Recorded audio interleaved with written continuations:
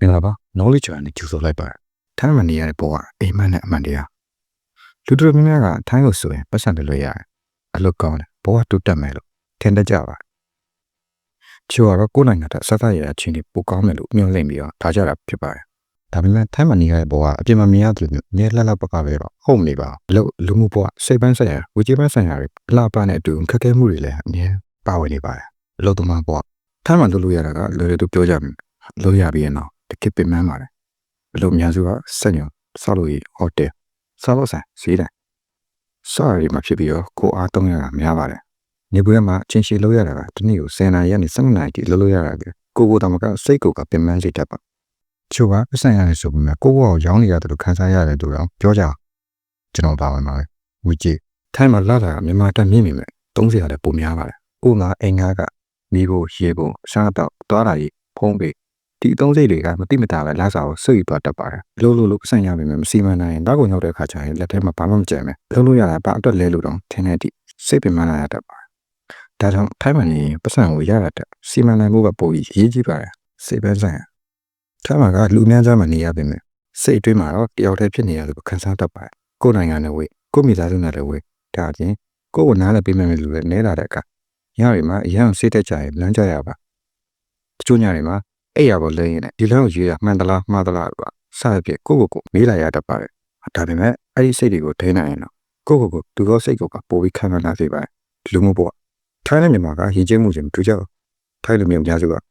အေးစစ်တင်နေနဲ့စီကံလည်းရှိတယ်ဒါအပြင်အချိန်တိကျတာကိုလည်းကြောက်ကြပါတယ်ကိုဘကငါတို့လားစီကံမရှိရင်တော့အလုံးမှာထိုင်းမှာနေရင်ဒီမှုဆက်ဆံရေးစကားပြောလေးအခက်တွေ့တတ်ပါတယ်အချင်းတန်ဝတ်တာနေစားကလုံးနဲ့တောင်းဝင်ဖို့နာခံကြီးတွေဒါရကိုယ်ကရင်ကြိုက်ပြီးလူကြည့်ဖြစ်လာစီသင်ခန်းစာတွေအဓိကအချက်တွေတင်ရပါခွင့်လန်း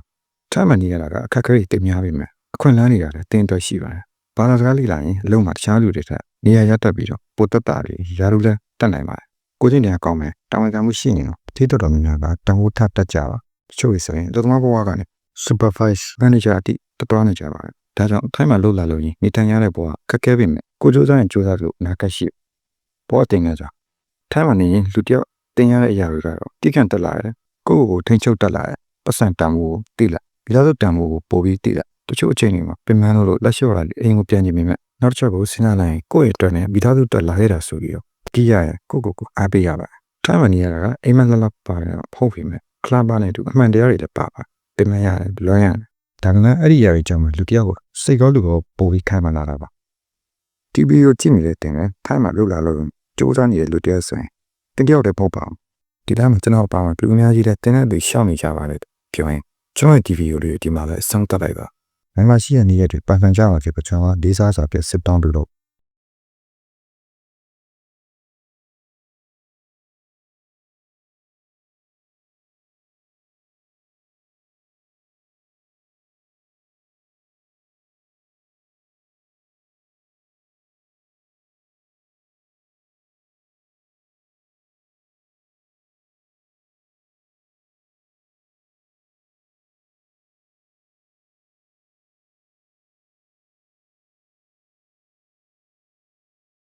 စိတ်နာရတယ်